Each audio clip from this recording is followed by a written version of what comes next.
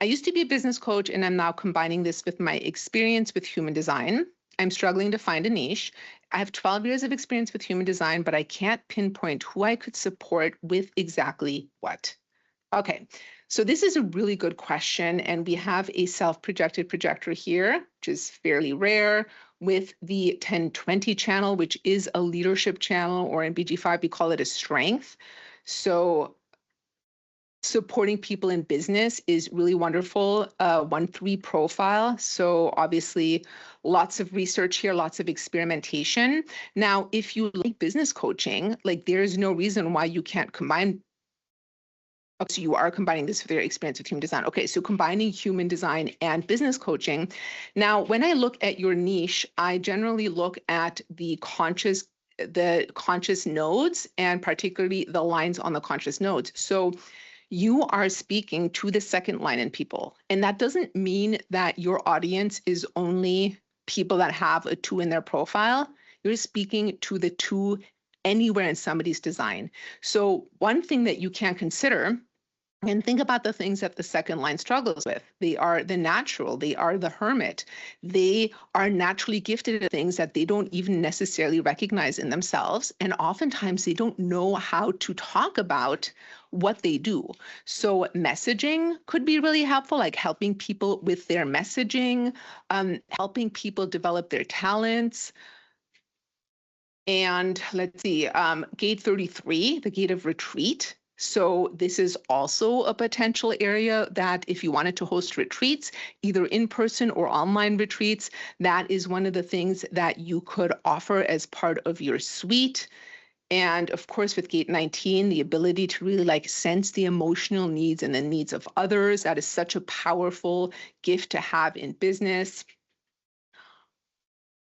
And then being a projector, your ability to truly see things in other people that they can't necessarily see in themselves. And this is such a powerful gift, especially with your target market being second lines.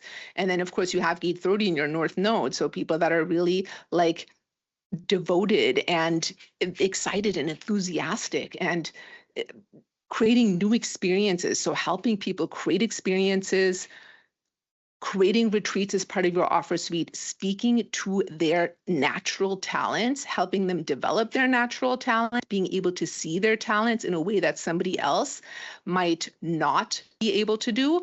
And I think I just saw a quick question that popped up. So one of the ways that you determine your target market is if you look at your conscious nodes, the conscious south and north node right here on the right side of the chart.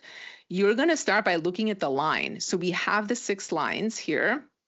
And if you have a 1 line on it, you might really be working with people that are building a solid foundation. Maybe they're new to business, they're just getting into things, they want help building a foundation. If you're have a 2 line here, you're going to be dealing with the naturals, the people that are naturally gifted that want to maybe develop their talents or they don't know how to talk about their talents.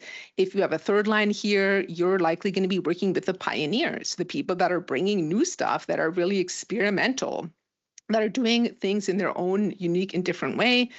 If you have a 4th line here, then you might be looking at people that are really building networks and connecting with other people through networks.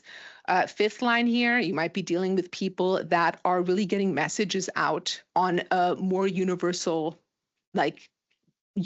messages out.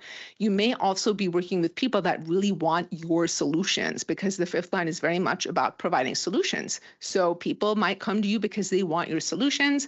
And if you have a 6th line here, and of course, this is just a very condensed, truncated version of this. But if you have a 6th line here, you might be working with the role models. You might be working with people that are naturally gifted role models, but are afraid to step out. So there's a lot of different ways that you can interpret this, but with Miriam's 2nd line here, really helping people develop their natural talents.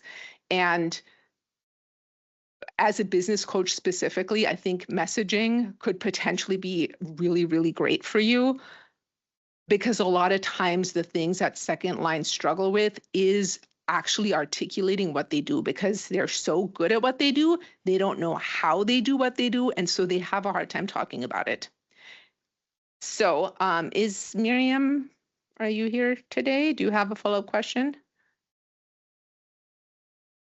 I don't think Miriam is here. All right. So we will move on to